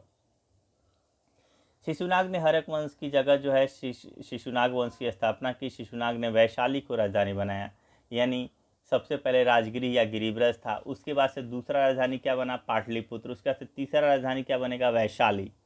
शिशुनाग ने अवंती के राजा अवंतीवर्धन को पराजित कर अवंती को मगध में मिला लिया। अवंती से संबंध अच्छा था जो है बिंदुसार का, सॉरी बिंबिसार का। बिंबिसार का संबंध क्या था, बिंबिसार का जो संबंध था वो अवंती से अच्छा था, और इन्होंने क्या किया, शिशुनाग ने अवंती पे अधिकार कर लिया। अगर बात करेगा वज्जी संघ और मल्ल का, तो वज्जी संघ और मल्ल से जो है संबंधित किसका हो जाएगा, आपका अजातशत्रु का। ठीक है, वज्जी संघ एवं मल्ल से संबंधित कौन हो जाएगा, अजातशत्रु, और साथ में जो है आपका कौशल से भी संबंधित हो जाएंगे। ठीक है, कौशल से भी ये जो है अजातशत्रु का अगर जीतने की बात आएगी तो। लेकिन अगर अवंती की बात आएगी तो ये शिशुनाग से हो जाएगा। इसके अतिरिक्त शिशुनाग ने वत्स एवं कौशाम्बी को भी मगध में मिला लिया, यानी शिशुनाग ने 3 को मिलाया है। एक आपका अवंती को मगध में मिला लिया, दूसरा वत्स एवं कौशाम्बी को भी जो है मगध में मिला लिया, तो 3 चीज़ों को मिलाया है शिशुनाग ने। 394 ईसा पूर्व में शिशुनाग की मृत्यु के बाद कालाशोक जो है मगध की गद्दी पर बैठा, यानी शासक बना, और पुराणों में उसे काकवर्ण कहा जाता है। कालाशोक को काकवर्ण कहा जाता है। कालाशोक के समय मगध की राजधानी पाटलिपुत्र हो गई। यानी राजधानियों का देखिए, सबसे पहले राजगिरी या गिरिब्रज, उसके बाद से आपका पाटलिपुत्र हो जाता है, पाटलिपुत्र के बाद वैशाली हो जाता है, और वैशाली के बाद पुनः कालाशोक जो है पाटलिपुत्र कर देता है राजधानी को। कालाशोक ने 383 ईसा पूर्व में जो है वैशाली में द्वितीय बौद्ध संगीति, यानी ठीक 100 साल बाद, पहला 483, दूसरा 383। कालाशोक की मृत्यु के बाद उसके 10 पुत्रों ने शासन किया। शिशुनाग वंश का अंतिम शासक जो है नंदीवर्धन था। ठीक है, कौन है, नंदीवर्धन था। अब बात करेंगे नंद वंश का। तो नंद वंश जो है 344 ईसा पूर्व से लेकर 321 ईसा पूर्व हो जाएगा। और महापद्म नंद ने 344 ईसा पूर्व में, कब, 344 ईसा पूर्व में शिशुनाग वंश को समाप्त कर नंद वंश की स्थापना की। महापद्म नंद ने एकराट अथवा एक छत्र की उपाधि धारण की और पाली ग्रंथों में महाजनपद को जो है महापद्म नंद को, ठीक है, महापद्म नंद को उग्रसेन कहा गया है। तो एक याद रखिएगा, इसके आ जाता है कि एकराट की उपाधि दिया गया था कि नहीं महापद्म नंद को, एक छत्र की उपाधि, उग्रसेन की उपाधि। तो 3 उपाधियां जो हैं ये महापद्म नंद को है। और पुराणों में इसको परशुराम का दूसरा अवतार भी कहा गया है। तो 4 नाम याद रखिएगा महापद्म नंद से: एकराट, एक छत्र, उग्रसेन, परशुराम का दूसरा अवतार। महापद्म नंद ने जो है पांचाल, इक्ष्वाकु, काशी, अश्मक, कलिंग, मैथिल आदि राज्यों को पराजित कर मगध साम्राज्य का विस्तार किया। अब तक 321 ईसा पूर्व तक के काल में मगध का सर्वाधिक विस्तार जो है ये महापद्म नंद के समय में ही हुआ था। और व्याकरण के महान विद्वान नाम है पाणिनि, ये महापद्म नंद के ही समकालीन थे। ये क्या थे? महापद्म नंद के ही समकालीन थे। और इस वंश का अंतिम शासक जो था वो आपका घनानंद था। ध्यान रखेंगे, घनानंद। घनानंद के समय ही यूनानी शासक जो है सिकंदर ने भारत पर आक्रमण किया था। नंदवंश जो है आर्थिक एवं सैन्य रूप से काफ़ी संपन्न था। मगध की सैन्य शक्ति के डर से ही सिकंदर की सेना ने व्यास नदी को पार करने से इनकार कर दिया था। घनानंद ने अपने दरबार में विद्वान ब्राह्मण चाणक्य का अपमान किया था। चाणक्य ने चंद्रगुप्त मौर्य की सहायता से घनानंद की हत्या करवा दी। नंदवंश के पतन के बाद जो है चंद्रगुप्त मौर्य के नेतृत्व में मौर्य वंश की स्थापना हुई। तो अब तक हमने क्या देख लिया? अब तक हमने जो है बृहदत्त वंश देख लिया। बृहदत्त वंश के बाद जो है हमने देख लिया आपका हर्यक वंश। हर्यक वंश के बाद जो है शिशुनाग वंश। शिशुनाग वंश के बाद हमने नंद वंश देख लिया। अब हम देखते हैं मौर्य वंश को। चंद्रगुप्त मौर्य। मौर्य वंश देखेंगे 321 ईसा पूर्व से लेकर 184 ईसा पूर्व। इसमें सबसे पहले देखेंगे चंद्रगुप्त मौर्य को। और 321 से लेकर 298 ईसा पूर्व जो है इसका शासनकाल चलेगा चंद्रगुप्त मौर्य का। जस्टिन एवं स्ट्रैबो, याद रखिएगा क्वेश्चन यही आएगा कि सेंट्रोकोट्टस, चंद्रगुप्त मौर्य को सेंट्रोकोट्टस किसने कहा था? तो सेंट्रोकोट्टस कहा था 100 से सेंट्रोकोट्टस, आधा 100 से स्ट्रैबो, ठीक है। तो जस नाम है, जस नाम है, तस प्रोनाउंसिएशन है, सेंट्रोकोट्टस। अब वहीं पे यहाँ पे एरियन, ए से एरियन, ए से एंड्रोकोट्टस। प्लूटार्क और एरियन ने क्या किया है? एंड्रोकोट्टस नाम दिया है, ठीक है। और जस्टिन एवं स्ट्रैबो ने जो है चंद्रगुप्त मौर्य को सेंट्रोकोट्टस कहा है। और इस बात की पुष्टि विलियम जोन्स ने की थी, ठीक है। चंद्रगुप्त मौर्य के गुरु जो हैं चाणक्य, जो जिन्हें कौटिल्य के नाम से जाना जाता है, उन्हीं की सहायता से चंद्रगुप्त ने 321 ईसा पूर्व में मौर्य वंश की स्थापना की। और चंद्रगुप्त मौर्य ने 305 ईसा पूर्व में सिकंदर के उत्तराधिकारी सेल्यूकस निकेटर के साथ युद्ध किया। युद्ध पश्चात हुई संधि में चंद्रगुप्त मौर्य को जो है काबुल, कंधार, मकरान एवं हेरात का क्षेत्र प्राप्त हुआ। साथ में यूनानी राजकुमारी हेलेन कर्नेलिया के साथ हेलेन कर्नेलिया से विवाह भी हुआ, जो सेल्यूकस की पुत्री थी। ध्यान रखेंगे, 4 गो क्षेत्र भी मिला है, एक वहाँ से राजकुमारी भी मिला है। और इनको क्या देना पड़ा है? ऐसा कहा जाता है कि इन्होंने सेल्यूकस को 500 हाथी उपहार में दिए थे। बस बात खत्म। सेल्यूकस ने चंद्रगुप्त मौर्य के दरबार में राजदूत मेगास्थनीज को भेजा था और मेगास्थनीज ने इंडिका लिखी है। चंद्रगुप्त मौर्य के साम्राज्य का विस्तार उत्तर में हिंदुकुश पर्वत ईरान तक, दक्षिण में कर्नाटक तथा पश्चिम में सौराष्ट्र एवं पूर्व में बंगाल तक विस्तृत था। और चंद्रगुप्त मौर्य के शासनकाल के अंतिम वर्षों में मगध में 12 वर्षों का भीषण अकाल पड़ा। चंद्रगुप्त मौर्य अपनी राजगद्दी त्याग कर श्रवणबेलगोला, जो कर्नाटक में है, यहाँ पे चंद्रगिरी पर्वत पर तपस्या करने चला गया। और चंद्रगुप्त मौर्य जैन धर्म को मानता था। 298 ईसा पूर्व में उसने जैन उपवास पद्धति संलेखना है, उसके द्वारा प्राण त्याग दिए। संलेखना पद्धति का संबंध किससे है? जो जैन धर्म से है। पहला क्वेश्चन ये। दूसरा, संलेखना पद्धति क्या होता है? कि जब एक व्यक्ति न तो खाना खाता है, न ही पानी पीता है, और उसके बाद से जो है वो मतलब कि उपवास करके, ठीक है, और जो है अपना प्राण त्याग दे, तो समझिए कि इस पद्धति को ही संलेखना कहा जाता है, ठीक है। बिंदुसार की बात करेंगे 298 से लेकर 272 ईसा पूर्व में। तो बिंदुसार चंद्रगुप्त मौर्य का उत्तराधिकारी था। उसे अमित्रघात या सिंहसेन के नाम से भी जाना जाता है। तो आज क्वेश्चन यही आता है, अमित्रघात के नाम से किसको जाना जाता है? तो जी बिंदुसार। सिंहसेन के नाम से किसको जाना जाता है? तो बिंदुसार।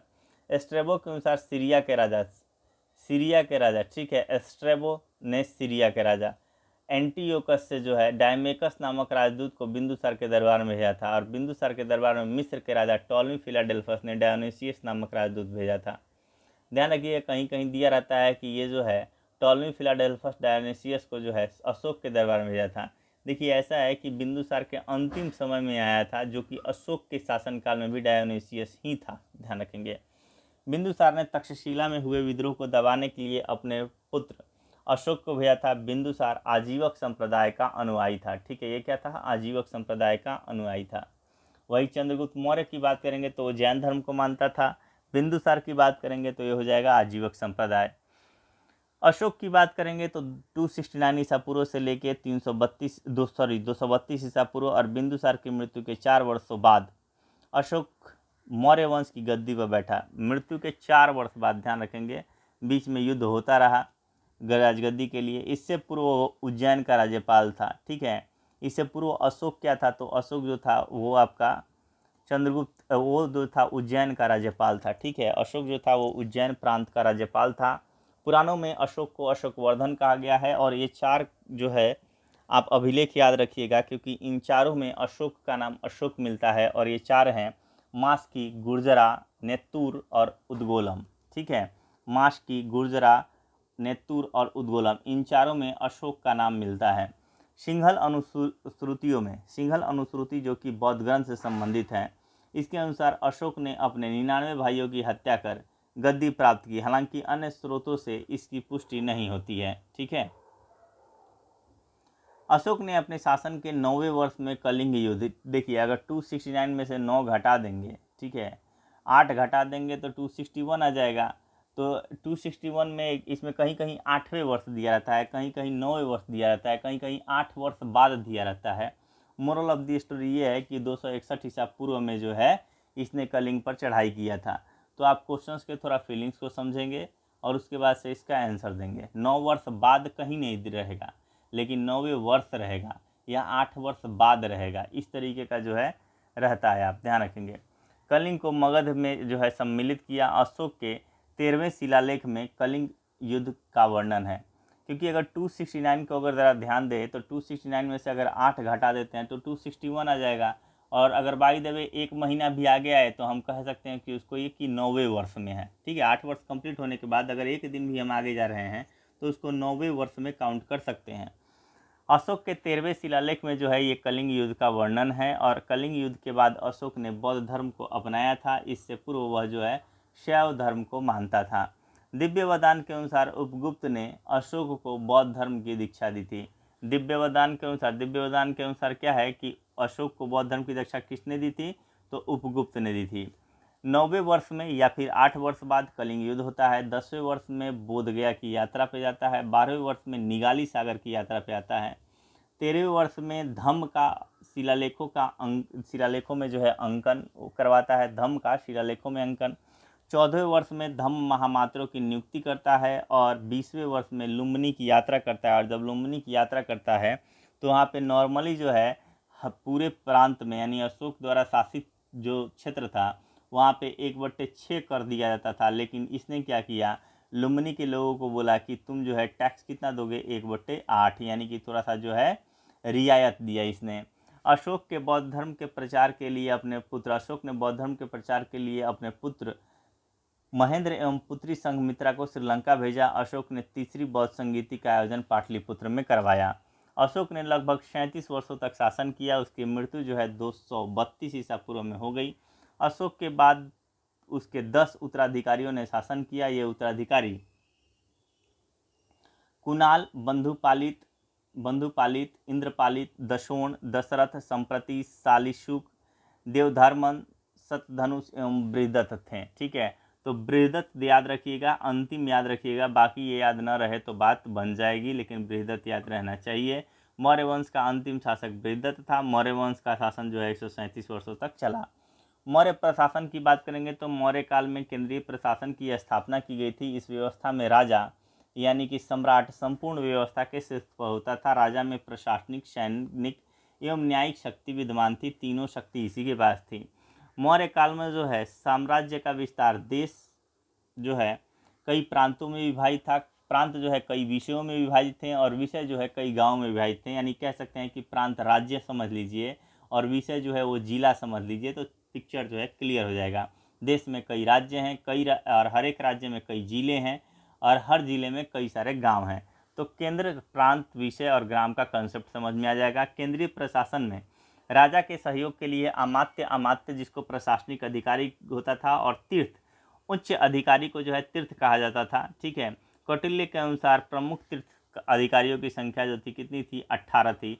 तो कैबिनेट मिनिस्टर, कैबिनेट, क्योंकि उस समय तो है, उस समय डेमोक्रेसी तो था नहीं, ठीक है, मौर्य प्रशासन में उस समय तो राजतांत्रिक ये शासन चल रहा था। और ऐसे में आप ये समझ लीजिए कि कैबिनेट मंत्री अभी आधुनिक युग के उस समय अधिकारी होते थे, और वो हो गए कि कौन से, वो 18 होते थे। समाहर्ता, ये क्वेश्चन आ जाता है कि समाहर्ता किसे कहते हैं, सीताध्यक्ष, पन्याध्यक्ष, ये सब आ जाएगा तो क्वेश्चन कन्फ्यूजिंग हो जाता है। आजकल क्वेश्चन यहीं से उठता है, कहाँ से, तो प्रशासन से, चाहे वो गुप्त प्रशासनिक व्यवस्था हो, मौर्य प्रशासनिक व्यवस्था हो, शिवाजी का अष्टप्रधान की प्रशासनिक व्यवस्था, किसी की भी प्रशासनिक व्यवस्था से उठता है। समाहर्ता राजस्व विभाग का प्रधान हो जाएगा। सन्निधाता राजकीय कोषाध्यक्ष हो जाएगा। सीताध्यक्ष जो हो जाएगा राजकीय कृषि विभाग का प्रधान। पन्याध्यक्ष जो है वाणिज्य विभाग का प्रधान। अचपटलाध्यक्ष जो है वो लेखाकार, महान लेखाकार हो जाएगा। सैन्य विभाग का सेनापति, सैन्य विभाग याद करने की जरूरत नहीं है। समाहर्ता राजस्व विभाग का प्रधान कई बार आ चुका है, ठीक है। सीताध्यक्ष क्या, कैसे कहेंगे सीताध्यक्ष, तो ये राजकीय कृषि विभाग का प्रधान, कैसे लिंक कैसे करेंगे, ठीक है। तो आप जानते हैं कि जब हम हल लेके खेतों में चलाते हैं तो एक सीरा का निर्माण होता है, यानी कि बीच की जो क्यारी बनती है, उस क्यारी को पहले क्या कहते थे, सीता कहते थे, सीता। तो इसलिए सीताध्यक्ष राजकीय कृषि, क्योंकि हल का संबंध और खेतों में पड़ने वाले जो क्यारी है, ठीक है, यानी कि बीच में जो भी हल जा रहा है तो पीछे जो आकृति बन रही है तिकोना टाइप का, तो उस आकृति को ही जो है सीता बोलते थे, ठीक है, जो लाइनिंग बन जाती है, ठीक है। तो यहाँ पे ध्यान रखेंगे तो उसको आप लिंक कर सकते हैं कृषि से, तो सीताध्यक्ष का क्या हो जाएगा, कृषि से, याद रखिए, ठीक। अब बात करेंगे पन्याध्यक्ष। पन्याध्यक्ष जो है वाणिज्य विभाग का प्रधान, याद करना पड़ेगा। सन्निधाता जो है वो राजकीय कोषाध्यक्ष है, सन्निधाता। अगर किसी के कोष से पैसा चला जाता है तो उसका जो है एकदम सन्न, जैसे नहीं कहता है कि हार्ट अटैक आ जाता है किसी का, अगर ज़्यादा पैसा हो गायब हो गया तो हार्ट अटैक की संभावना रहती है। सन्न देना, बॉडी जो है सुन्न पड़ जाता है, तो क्यों, क्योंकि कोषाध्यक्ष, उसका कोष जो है वो खाली हो गया, ठीक है। तो इस तरीके से लिंक कर सकते हैं। अचपटलाध्यक्ष, ये महालेखाकार, नाम से ही थोड़ी फीलिंग आ जाएगी, महालेखाकार अचपटलाध्यक्ष। मौर्य काल में 4 प्रकार की सेना उपलब्ध थी, जाहिर सी बात है, पैदल सेना, हाथी सेना, घुड़सवार सेना और रथ सेना। न्याय व्यवस्था राजा के अधीन थी, लेकिन राजा के बाद न्याय व्यवस्था न्यायाधीश द्वारा देखा जाता था। राजा के बाद, ध्यान रखेंगे, न्याय व्यवस्था न्यायाधीश द्वारा देखा जाता था। और न्याय 2 प्रकार का होता था, एक दीवानी और दूसरा फौजदारी। दीवानी में क्या होता था, धर्मस्थनीय हो जाता था, और कंटक शोधन, ठीक है, कंटक शोधन क्या होता था, फौजदारी हो जाता था, ठीक है, क्या हो जाएगा, फौजदारी न्यायालय। गुप्तचर की बात करेंगे। गुप्तचर व्यवस्था के अंतर्गत प्रमुख गुप्तचरों को गूढ़ पुरुष कहा जाता था। अर्थशास्त्र में जासूसों को चर कहा जाता था। गुप्तचर व्यवस्था 2 प्रकार की होती थी, तो चर किसको कहा जाता था, जासूसों को चर। गूढ़ पुरुष, गुप्तचर को जो है गूढ़ पुरुष कहा जाता था। संस्था, एक स्थान पर रहकर अगर गुप्तचर कार्य कर रहे हैं तो बोला जाएगा संस्था। और संचार, जब घूम घूम के जो है इधर उधर, संचार का मतलब भी होता है यहाँ से वहाँ जाना, ठीक है, संचार व्यवस्था, ठीक है कि नहीं, यानी जो है जाहिर सी बात है, फ़ोन जो है अभी मैं बोल रहा हूँ, आप लोग भी जो है संचार व्यवस्था की वजह से ही, तो कहीं आप लोग भी सुन रहे हैं, तो संचार व्यवस्था की वजह से ही है ये। तो संचार जो है घूम घूम कर जो है गुप्तचर का कार्य करना, वो संचार में आ जाएगा। संस्था, एक जगह बैठ गए और वहाँ पर जो है गुप्तचर का कार्य किया जा रहा है। मौर्य प्रशासन 5 प्रांतों में विभाजित था, और प्रांतों का शासन जो है राजकुमार द्वारा संचालित होता था। उदाहरण के लिए अवंती का राज्यपाल, यानी देखेंगे कि जब बिंदुसार की जो है मृत्यु हुई थी उस समय अवंती प्रांत जो है, अवंती का जो राज्यपाल कौन था, तो ये था आपका अशोक। और इस तरीके से 5 प्रांत देखते हैं। उत्तरापथ का तक्षशिला, दक्षिणापथ का सुवर्णगिरी, पूर्वी का पाटलिपुत्र, कलिंग का तोसली और अवंती का उज्जैनी। प्रांतों का विभाजन विषय के रूप में किया गया था, यानी विषय जिला, और विषय का प्रधान विषयपति या फिर प्रादेशिक कहलाता था।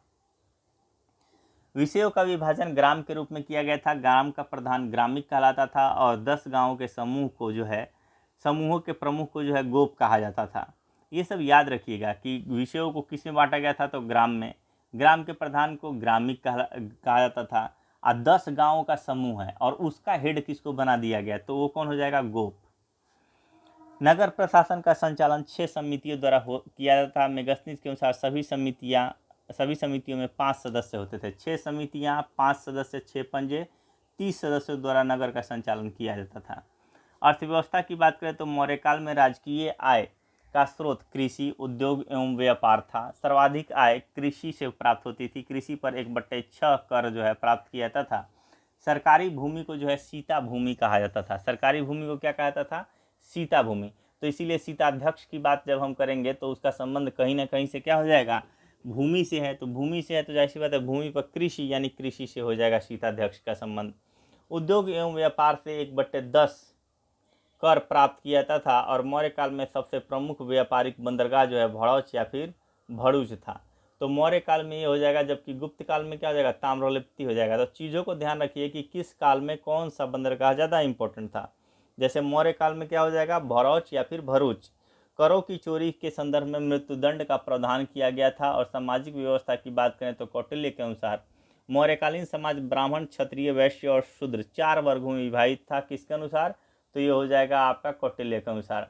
मेगास्थनीज के अनुसार मौर्यकालीन समाज 7 वर्गों में विभाजित था। 7 वर्गों में बोल देता है कि पहले पे कौन था, तो पहले पे जो ये खुद था दार्शनिक था, खुद दार्शनिक था, तो इसलिए बोलेगा कि पहला नंबर तो हमारा ही है। दूसरा देखेगा कि सबसे ज़्यादा आय कहाँ से आ रहा है, तो किसान जो है कृषि से आ रहा है, तो दूसरा नंबर इनको दे दो। और तीसरा 3 अक्षर का अहिर है और 3 हो जाएगा कारीगर, 4 अक्षर का है, 4 नंबर पे चला जाएगा। और आगे जो है 5वें अक्षर पे सैनिक, 6ठे पे निरीक्षक और 7वें पे सभासद। 7वां वाला फीलिंग आ रहा है, 7वां सभासद, 7वां सभासद। तो जो है थोड़ा सा फील सेम आ जाता है। बस 5वां 6ठा याद कर लेना, बाकी ये 4 तो ऐसे ही याद रहेगा। कौटिल्य के अनुसार दास प्रथा का प्रचलन था और मेगास्थनीज के अनुसार दास प्रथा का प्रचलन स्वीकार नहीं किया गया था। आप मूवी देखेंगे जो हॉलीवुड का या फिर जो है हॉलीवुड का मूवी देखेंगे तो यूनान में अगर किसी को बंदी बनाया जाता था या दास बनाया जाता था, उसके गले में सिक्कड़ रहती थी, पैरों में सिक्कड़ होती थी। यानी कि दासों की व्यवस्था, दासों की जो स्थिति थी वो जितनी खराब यूनान में थी उससे कहीं बेहतर मेगास्थनीज ने देखा कि यहाँ पे इंडिया में है। तो इंडिया में इसने यानी भारत में जब इसने देखा कि क्या ये लोग दास हैं, तो वो उस चीज़ को बोला कि नहीं, ये लोग अपना काम कर रहे हैं, ये दास नहीं है, इनको दास की श्रेणी में नहीं रखा जा सकता है। इसलिए इसने मेगास्थनीज ने कहा कि नहीं भैया, दास प्रथा इसको मानते ही नहीं, आओ हमारे यूनान में, तब हम दिखाते हैं कि दास क्या होता है। ठीक है, यहाँ के लोग तो काम कर रहे हैं और जो काम कर रहे हैं किसी के अंडर में, तो उसको लोग क्या कह रहा है, उसको लोग दास कह रहा है, जबकि ये कहना ही गलत है। यानी कि मैं इसको नहीं मानता हूँ कि यहाँ पे कोई किसी प्रकार का कोई दास प्रथा है, जबकि कौटिल्य इसी को दास प्रथा मानते हैं और उसका इन्होंने व्याख्या भी किया है। मौर्यकालीन समाज में महिलाओं की स्थिति अच्छी थी, लेकिन वेश्यावृत्ति के भी प्रमाण मिले हैं। इस काल में वेश्यावृत्ति करने वाले महिलाओं को रूपा जीवा, जिसका रूप जीवंत हो, वो वैश्या का काम करती थी। इस तरीके से याद रहेगा रूपा जीवा।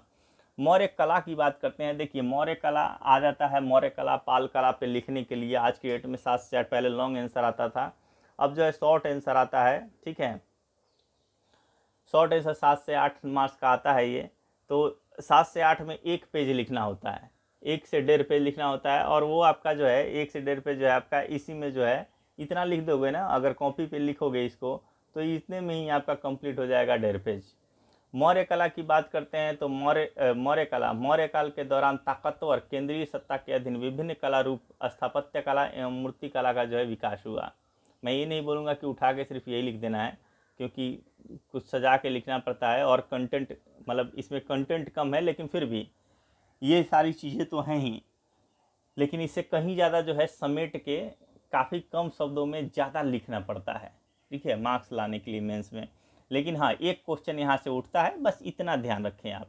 मौर्य काल के दौरान ताकतवर केंद्रीय सत्ता के अधीन विभिन्न कला रूपों स्थापत्य कला एवं मूर्ति कला का विकास हुआ। ये कला 2 रूपों में विकसित हुई, एक राजकीय संरक्षण में विकसित हुई और दूसरा राजकीय कला तथा जो है राजकीय संरक्षण में विकसित कला को राजकीय कला कहा गया और स्थानीय कलाकारों द्वारा विकसित कला को लोक कला कहा गया। यानी एक राजकीय कला और एक लोक कला।